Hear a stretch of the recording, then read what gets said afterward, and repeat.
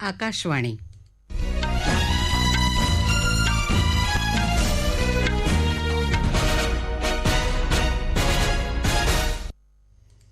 अंजली आंबडेकर आपल्याला बातम्या देत आहे. ठळक बातम्या. गेल्या महिन्यात अतिवृष्टीचा फटका बसलेल्या 2.25 लाख शेतकऱ्यांना 177 कोटींची मदत देण्याचा शासन आदेश जारी. राष्ट्रपती द्रौपदी मुर्मू यांनी प्रदान केलेल्या नवोन्मेष पुरस्कारात राज्यातल्या 4 गौरव. सागरमाला नवोन्मेष आणि स्टार्टअप धोरणाचा मसुदा जारी.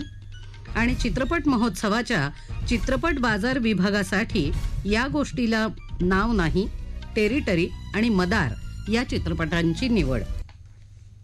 आता सविस्तर बातम्या. गेल्या महिन्यात राज्यात विविध ठिकाणी झालेल्या अवेळी पावसाचा फटका बसलेल्या 2.25 लाख शेतकऱ्यांना राज्य सरकारनं राज्य आपत्ती निवारण निधीतून 177 कोटी 80 लाख 61 हजार रुपयांचा निधी मंजूर केला आहे. शेती पिकं, घरं आणि इतर नुकसानीसाठी बाधितांना ही मदत दिली जाईल. त्याबाबतचा शासन निर्णय आज जारी करण्यात आला.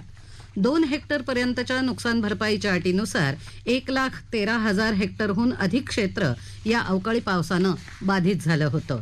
यात औरंगाबाद विभागासाठी सर्वाधिक 84 कोटी 75 लाख 19 हजार रुपयांचा निधी मंजूर करण्यात आला आहे.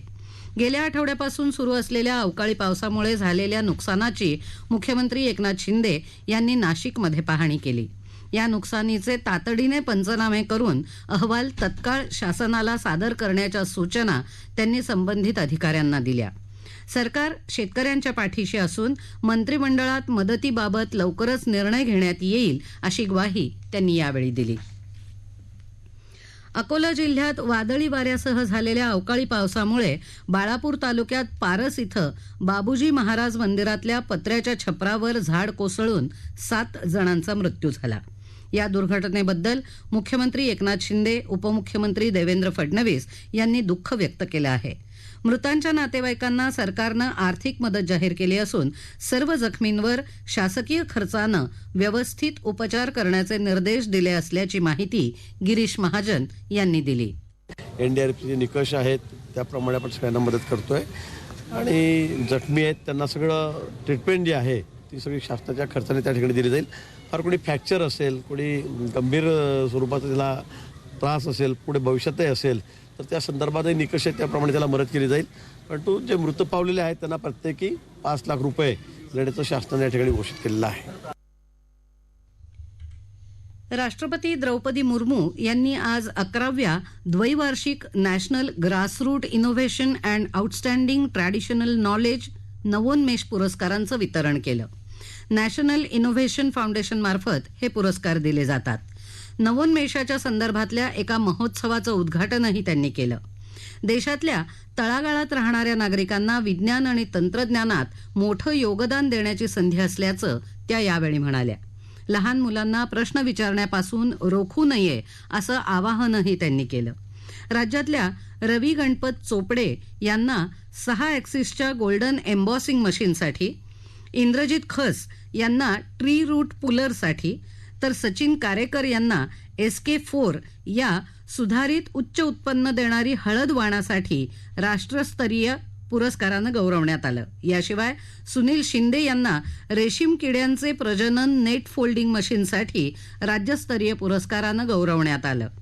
गेल्या 9 वर्षात भारतातल्या स्टार्टअप्सची संख्या 300 पटींनी वाढली आहे असं विज्ञान आणि तंत्रज्ञान राज्यमंत्री डॉक्टर जितेंद्र सिंह यांनी आज सांगितलं. 2014 मध्ये 350 स्टार्टअपच्या तुलनेत आता देशात 100 पेक्षा जास्त युनिकॉर्न असलेले 90,000 स्टार्टअप्स आहेत. या कालावधीत बायोटेक स्टार्टअप्सची संख्याही 50 वरून 6,000 गेली असल्याचं सिंग यांनी स्पष्ट केलं. राज्यपाल रमेश बैस यांनी आज प्रधानमंत्री नरेंद्र मोदी यांची नवी दिल्ली इथे सदिच्छा भेट घेतली. राज्यपाल पदाचा कार्यभार स्वीकारल्यानंतर राज्यपालांची पंतप्रधानांसोबत ही पहिलीच भेट होती. अरुणाचल प्रदेशातल्या अंजाव जिल्ह्यातल्या किबिथू या सीमावर्ती गावात व्हायब्रंट विलेज प्रोग्रामचं उद्घाटन केंद्रीय गृहमंत्री अमित शाह यांनी आज केलं. किबिथू हे भारताचं सर्वात पूर्वेकडचं ठिकाण आहे. आपल्या सीमेवर आयटीबीपी आणि भारतीय सैन्य उपस्थित असल्यामुळे कुणीही जमिनीवर अतिक्रमण करू शकत नाही, असं मेळाव्याला संबोधित करताना अमित शहा यांनी सांगितलं. अरुणाचल प्रदेशच्या 2 दिवसीय दौऱ्यावर असलेले शाह म्हणाले की या भागात लोकांना, विशेषतः महिलांना रोजगार मिळणं हे केंद्र सरकारचं प्राधान्य आहे. हे सुनिश्चित करण्यासाठी केंद्र सरकारनं व्हायब्रंट व्हिलेज प्रोग्राम सुरू केला आहे, ज्यामध्ये 4,800 कोटी रुपयांचा केंद्रीय घटकांचा समावेश आहे. आज संपूर्ण देश घरात शांतपणे झोपू शकतो, कारण आयटीबीपी जवान आणि लष्कर आमच्या सीमेवर रात्रंदिवस कार्यरत आहे. 1962 मध्ये ज्यांनी अतिक्रमण करण्याचा प्रयत्न केला त्यांना अरुणाचल प्रदेशातल्या देशभक्तांमुळे परत जावं लागलं. अरुणाचल प्रदेशातील जनतेला त्यांच्या देशभक्तीसाठी संपूर्ण देश सलाम करतो, असं त्यांनी सांगितलं. बंदरे, परिवहन आणि जलमार्ग मंत्रालयानं आज सागरमाला नवोन्मेष आणि स्टार्टअप धोरणाचा मसुदा जारी केला. या धोरणात कार्बन उत्सर्जन कमी करणे, सागरी प्रशिक्षण, सागरी सायबर सुरक्षा, स्मार्ट संपर्क आणि सागरी इलेक्ट्रॉनिक्सचा समावेश आहे. सागरी क्षेत्रात काम करणाऱ्या स्टार्टअप आणि इतर संस्थांना बळ देण्याच्या उद्देशानं हे धोरण आखण्यात आलं आहे. यावेळी बोलताना बंदरे आणि जलवाहतूक मंत्री सर्बानंद सोनोवाल यांनी सांगितलं की स्टार्टअप धोरण हे प्रधानमंत्री नरेंद्र मोदी यांची देणगी असून यामुळे स्टार्टअप आणि इतर संस्थांना नक्कीच बळ मिळेल. राज्य ऊर्जा कार्यक्षमता निर्देशांक 2021-22 मध्ये आंध्र प्रदेश, कर्नाटक, केरळ, राजस्थान आणि तेलंगणा ही राज्य 60 पेक्षा जास्त गुणांसह आघाडीवर आहेत.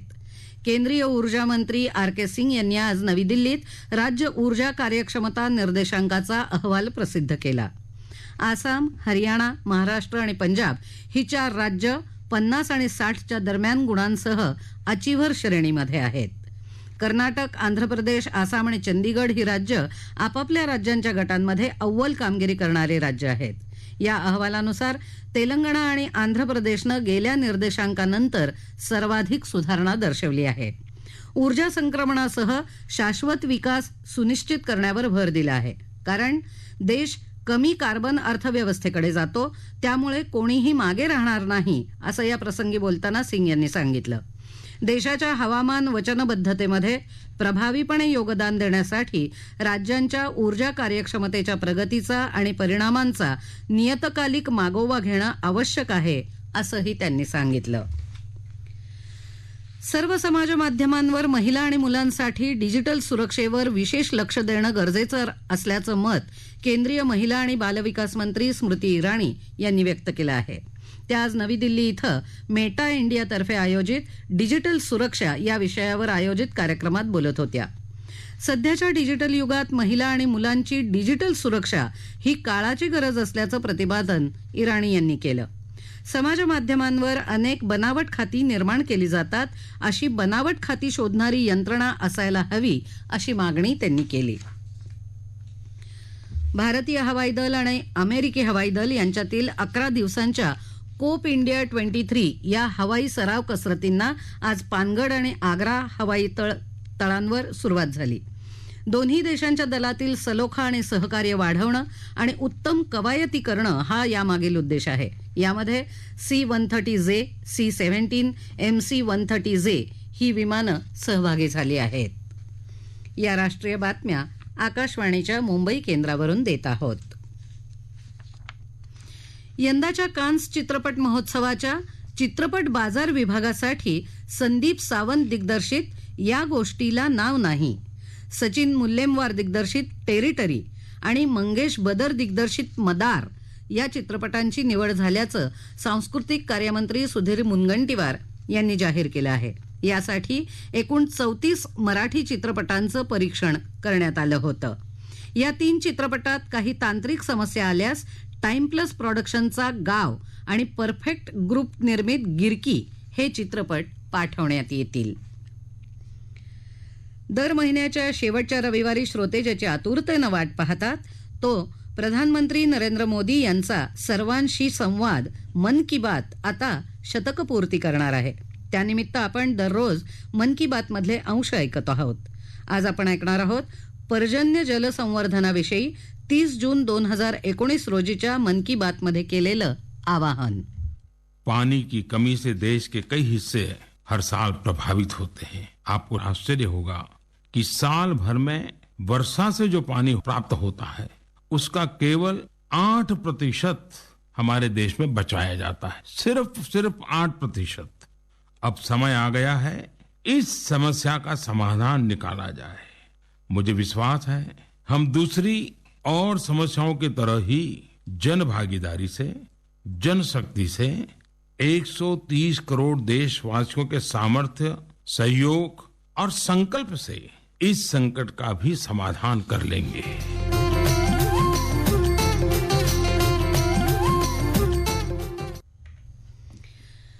शिवसेना पक्षाचं मुख्यालय शिवसेना भवनासह इतर सर्व स्थावर आणि जंगम मालमत्ता एकनाथ शिंदे यांच्या पक्षाला द्यावी अशी मागणी करणारी याचिका सर्वोच्च न्यायालयात दाखल झाली आहे. खासगी वकील आशिष गिरी यांनी ही याचिका दाखल केली आहे. निवडणूक आयोगानं एकनाथ शिंदे यांच्या गटाला अधिकृत शिवसेना म्हणून मान्यता दिल्यानं मालमत्ताही त्यांना देण्यात यावी अशी मागणी गिरी यांनी या याचिकेत केली आहे. इतर पक्षांच्या फुटीनंतर मूळ पक्षाला संपत्ती दिली गेली असल्याचा दावा त्यांनी केला आहे. दरम्यान या याचिकेशी आमचा काहीही संबंध नसल्याचं पत्रक शिवसेनेचे प्रवक्ते नरेश म्हस्के यांनी प्रसिद्ध केलं आहे. बृहन्मुंबई महानगरपालिकेच्या सर्व रुग्णालयांमध्ये सर्व कर्मचारी, रुग्ण तसंच येणाऱ्या अभ्यागतांना यापुढे मास्क लावणं सक्तीचं करण्यात येणार आहे. विशेषतः 60 वर्ष वयावरील ज्येष्ठ नागरिकांना सक्ती नसली तरी त्यांनी गर्दीच्या ठिकाणी वावरताना खबरदारीचा उपाय म्हणून मास्क लावणं आवश्यक आहे.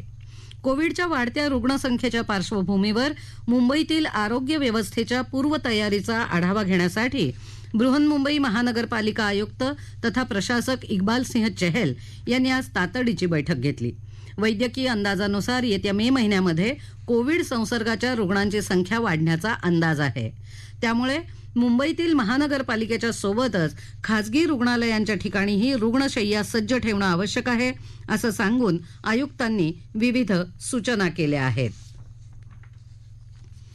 केंद्रीय निवडणूक आयोगानं राष्ट्रवादी काँग्रेस, तृणमूल काँग्रेस आणि भारतीय कम्युनिस्ट पक्षाचा राष्ट्रीय पक्षांचा दर्जा काढून घेतला आहे, तर आम आदमी पक्षाला राष्ट्रीय पक्षाचा दर्जा दिला आहे. लोकांना कधीही कुठेही वापरता येणारी स्पर्शविरहित पद्धतीने बायोमेट्रिक माहिती साठवणारी प्रणाली म्हणजेच व्यक्तीच्या हाताच्या बोटांचे ठसे ओळखणारी प्रणाली विकसित करण्यासाठी UIDAIनं अर्थात भारतीय विशिष्ट ओळख प्राधिकरणानं IIT मुंबईसोबत सामंजस्य करार केला आहे.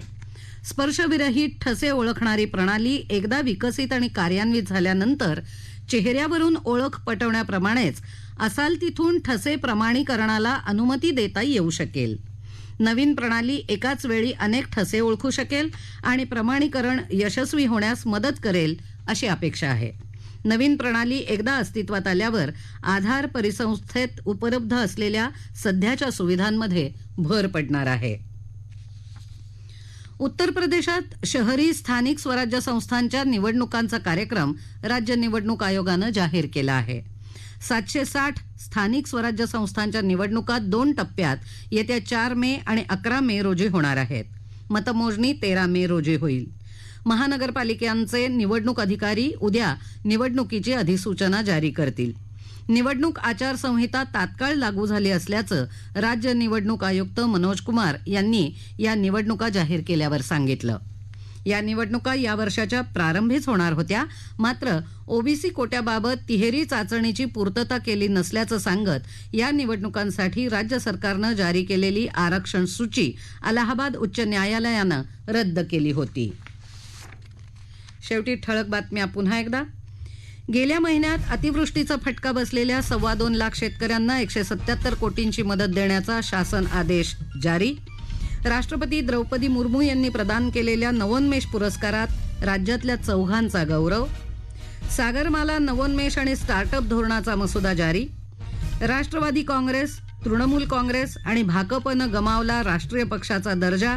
आम आदमी पार्टी आता राष्ट्रीय पक्ष. आणि चित्रपट महोत्सवाच्या चित्रपट बाजार विभागासाठी या गोष्टीला नाव नाही, टेरिटरी आणि मदार या चित्रपटांची निवड. याबरोबरच आकाशवाणी मुंबई केंद्रावरचं हे राष्ट्रीय बातमीपत्र संपलं. नमस्कार.